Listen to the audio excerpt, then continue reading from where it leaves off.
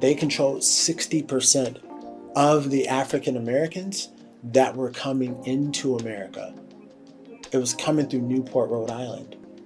So, and they made a substantial amount of money. So, people need to look up this information so you can own it for yourself. That there's a correlation that we have in common with them. And that is what we're dealing with. We're dealing with old Roman colonies, and as I said, Rome has a connection with the Jewish community through Theodore of Khazar and Leo the fourth, second. I've shown it before in the last episode of Dudes Brew, but I'll try to put a reference here. Don't want to misquote. But long story short, they have a connection together because they were married into each other's family. They have commonalities, even with normal Freemasons, B'nai B'rith Freemasons. They cannot betray each other because they are part of the same club. Freemasons have so many off branches as well. You have Skull and Bones, which George Bush was a part of. You also have Church of Scientology, which are loosely related in some way because the L. Ron Hubbard, the founder of Scientology, was trained by Aleister Crowley, and Crowley was a very evil man, and he was pretty much the grand priestess. He considered himself the most evilest or wickedest man the world has ever known because he did such inhumane things to defile himself in order for the research to enhance the Golden Dawn, which is an off branch of Freemasonry, and to enhance the Freemasons. He committed himself to occultic dark magic practices, which goes back to forms of Kabbalic influence, which is from Judaism, and also from the Babylonian Talmud, which includes lots of black magic and black dark energy practice. And me saying the word black and dark energy is the reason why I'm saying that word I do not like as a lexicon to identify my people or myself, because I'm claiming by saying that I'm an inanimate object, and I'm more than that. I'm a human, and this is the reason why there was resistance to the term Black Lives Matter, because people can humanize a color, they can humanize an ethnic group, and that's why it's important to know where you come from and know world history. So the people that controlled the transatlantic slave trade were Ashkenazi Jews, and these Dutch Jews of Ashkenazi descent, these were Dutch merchants, and they also provided their ships to transport slaves back and forth. Now, what they'll do to deflect the situation is they'll tell you, oh, we weren't so heavily involved. Arabs enslaved Africans as well. They don't talk about the Arab slave trade.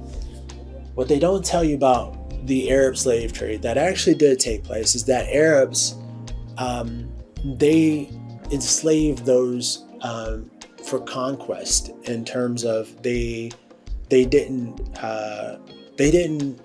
convert to Islam. Some of them didn't, and some of them they felt a necessity as an art of war that they needed to have them work for them. But it wasn't the level of brutality of like slave breeding and buck breaking that took place in Jamaica. There was no raping of men to control men or anything. They were just simply, it was just another level of conquest, which happens in all societies, whether someone took over a land or of another sort, but they still had humane ways of taking over a group of people because they had religious values that were involved, and that came from their Islamic culture. So it was a time when white people or the other culture were slaves, and the Moors did them dirty. But did they ever teach you about a Moor in school? No more Moors. You don't even, because they don't want to see that visual of us winning, because that's what you do when you take over a culture. You take their religion, you erase their heroes, their artifacts, and anything they ever did strong, and you make them think that they've never been strong, and they've always been weak, and they've always needed you. And that's how they did this to us. Look how strong we are. Why are we listening to them? Well, that's the only way it would work. They'd have to discredit us in order to justify the mistreatment. And they make us discredit ourselves. They have to do that. Yeah, right. And they're so good at it that they've actually convinced a lot of us to actually aid them in destroying our image. There is no deep-rooted brutality that you hear about with Arabs involving parts of Africans in conquest. So other African tribes did the same thing in Africa when they would take over a land. You know, they would capture people. And this happens with all indigenous groups. You can hear similar stories in Australia. You can hear similar stories in New Zealand. You can hear similar stories in the Polynesian, Pacific Islands. You can hear similar stories with indigenous people in Russia and in Siberia, and how they all fought against each other at one point, and they did take over land. But there wasn't the brutality that Europe brought onto Africans. And that was brought onto Africans in a very specific way, because as I said, they had a Eastern Byzantine Empire and a Western Byzantine Empire. And on the Eastern side, Rome still controlled that. But on the Western side, Moors, African Nigerian Moors, and African Sephardic Jews controlled Europe. Africans controlled Europe from 711 AD to 1492. This palace was the product of a very real, very gritty history. The Alhambra was built by a religious empire which, at the pinnacle of its power, dominated land from China to Africa. An empire which had the wealth and intellect to build such masterpieces. An empire whose history goes back to the deserts of 7th century Arabia.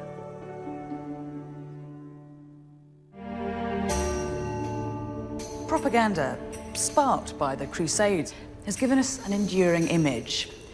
The diabolical Moor, a dark-skinned, savage, alien enemy.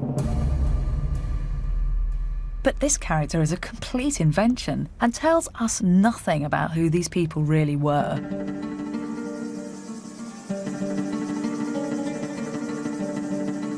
Now, archaeologists and historians are starting to piece together the real story of the Moors in Spain. They're uncovering the remains of hidden cities, discovering the role of Muslims in the revival of the classics, and decoding the meaning of Islamic buildings. A fascinating picture has emerged. I'm going to use this new research to explore what happened when East met West in Europe. If there is one place which challenges the stereotype of the treacherous, bloodthirsty Moor, it's here, the Alhambra Palace in Granada. The Alhambra is one of the most complete medieval Islamic palaces in the whole world. It was built by the Muslim kings of Granada in the 14th century, at the height of their power. Its name means the red one, because the dark surrounding soil has given its stones an earthy reddish hue. The marvel of the Alhambra is its mystery. Not a single account of life here survives. All its archives were incinerated in the fires of the Inquisition. But the Catholics couldn't bring themselves to destroy this place. The Alhambra is one of the wonders of the medieval world. And by preserving it, they've kept a box of secrets that we can use to decode the civilization that built it. Inside the palace walls, the architecture is breathtaking.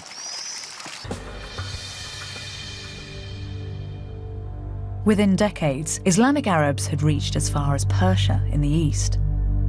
In the west, they'd conquered Egypt, Jordan, and much of North Africa, and were within spitting distance of Europe.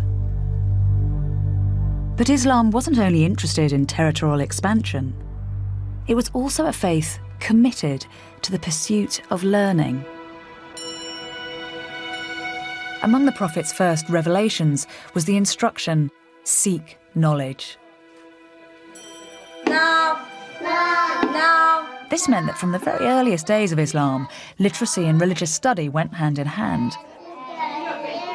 Whereas a number of other religions of the day preferred to keep literacy the privilege of a clerical elite, Islam actively encouraged it. In the ancient Muslim city of Fez in Morocco, there are many examples of this unique integration of religion and education.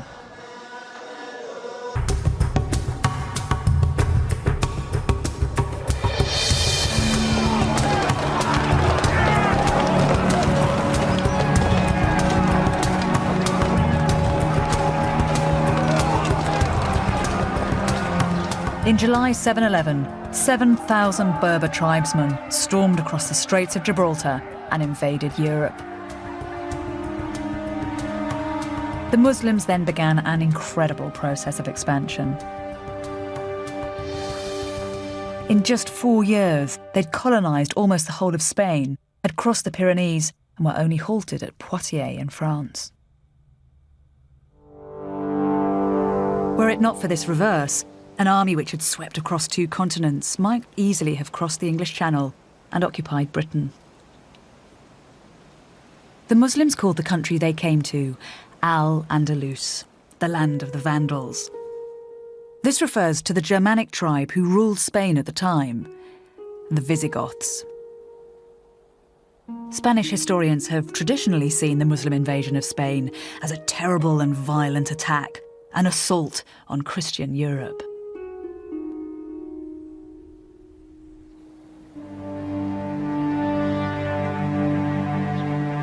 In fact, here at the Visigothic site of Recopolis near Madrid, archaeologists have found evidence which offers a rather different explanation.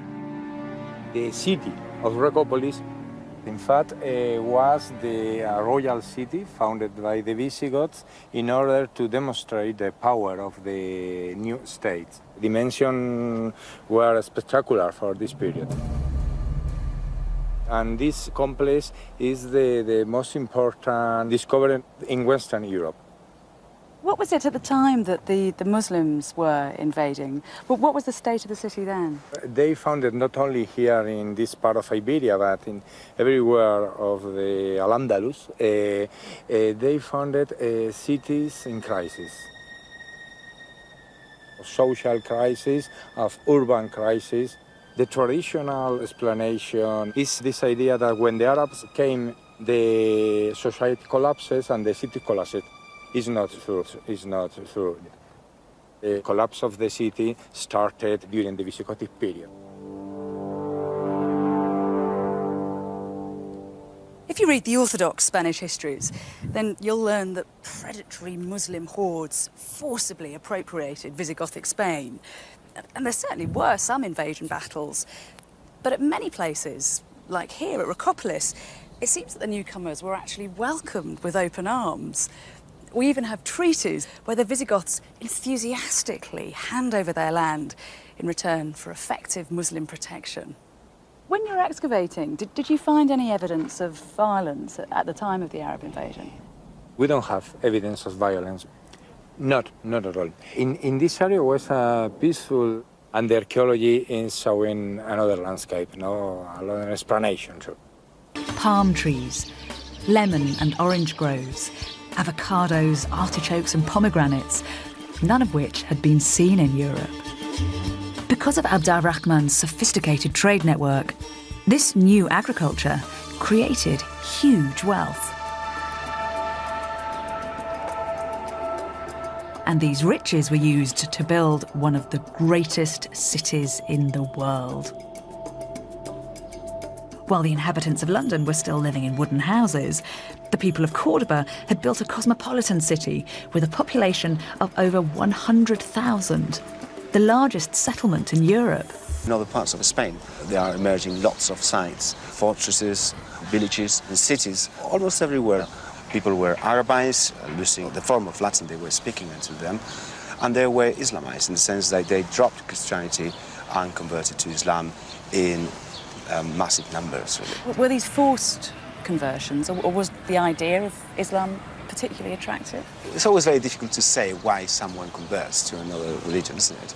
But I think There's no evidence of any forced conversion at all. In a way, the Islamization and Arabization of territories like Al-Andalus is very similar to what happened to the Roman Empire, when people wanted to convert to the values and to the cultural values, to the religious values, and to the way of living of what seemed to be a civilization which had lots of advantages. I think it's very easy to forget that at this moment in time, Islam is a culture of innovation, isn't it? As you said, it's drawing in ideas from the East. It's a culture of phenomenal innovation. The opportunities of living because of the market, because of the trade relations and so on, which were much more interesting.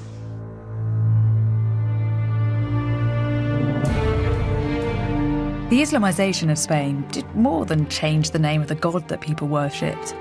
People converted because this was a religion which had something to offer them. It had wealth, it had social structure, and it had intellectual power.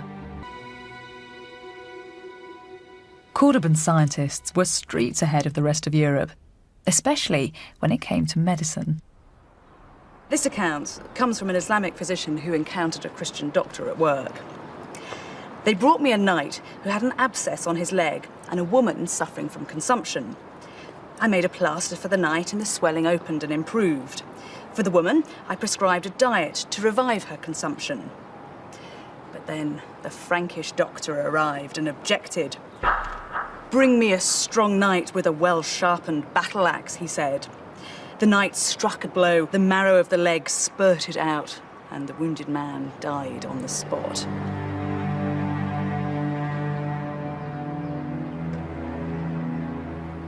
As for the woman, their doctor affirmed the devil must have entered her head. Then he grasped a razor and cut an incision in the shape of a cross, exposing the bone of the skull and rubbing salt into the wound. The woman died in the instant. These give a detailed insight to the society that was created here. What kinds of things are being recorded on these bits of paper? In this document there was written everything, absolutely everything. So does that mean that people in the lower classes of society could read? Yes, there are poor people with a very good education. The education is a way to be a better Muslim. So being a better Muslim means that you know the Quran and you know everything of the law. The law is not a king law. It is a God law. Divine law. Divine law. Have you got any physical examples of these Yes, documents? I have one. Well, it is a contract about plowing the land. For 2 years, we have to plant it with wheat and food, and he gets from this proportion of the production. The Muslim give a new thing. The land is mine. I rent you the land, and you give me a part of the production. People are interested not in having hunting lands like a lord or squire in England. The landlord rent his land. And it's empowering as well, because if you're the lowest rung of society and yet you have some rights to your own land and you can keep a lot of the produce. Yes.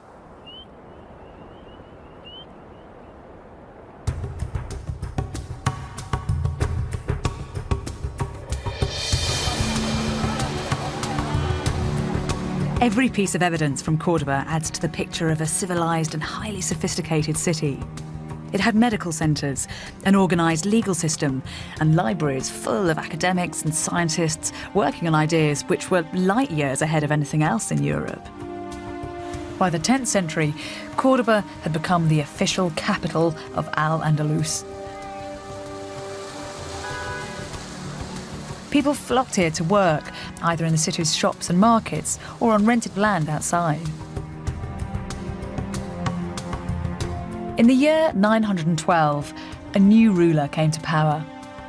He was to take Cordoba to even greater heights. Abd al-Rahman III was only 21 when he became ruler of Cordoba. These women were entertainers at every level. They had to be able to converse. They had to be able to discuss intelligent subjects. They had to be able to compose poetry, recite poetry. For Arabs, poetry is the single most important art of their culture. If we look at a picture of the entire world, there are only 3 cultures that we know of that had developed end rhyme by the 7th century: China, India, and the Arabs. This early Arabic love poetry directly influenced the development of literature in the rest of Europe. One of the primary characteristics of this poetry is a constant focus on the feelings of the lover. The poet is always complaining of the pangs of love and the distance of the beloved, and we, quite frankly, almost never hear from the beloved. Love is a welcome malady. Those who are free of it want not to be immune, and those who are stricken want not to be cured. The pain of separation and unrequited love are concepts that are very familiar to us. And there is a direct connection to that early Arab poetry.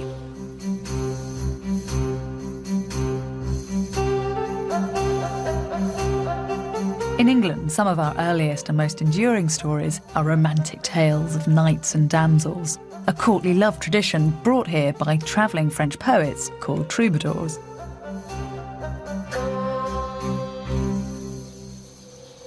And those troubadours were inspired by the singing slave girls of Al-Andalus. The courtly love tradition has long been seen as something European. It came to form the basis of the Western concept of romantic love. But this cornerstone of our culture originated in Islamic Spain.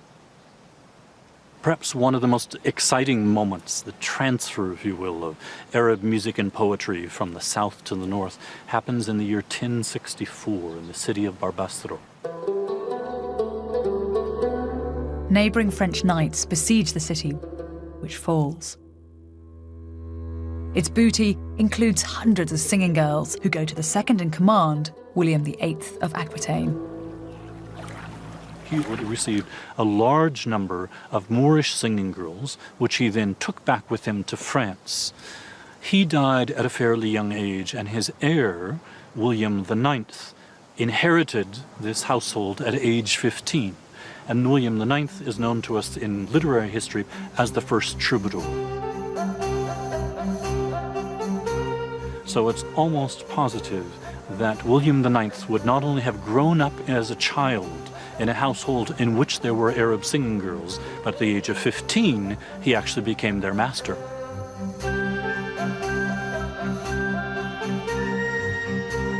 It's one of the few moments where we can say that there's a transfer of singing girls from this point to that point, and then the point of reception is precisely where the first flourishing of troubadour poetry emerges. Hey guys, if you want to watch more clips, click here. And if you want to watch the full podcast, click right here.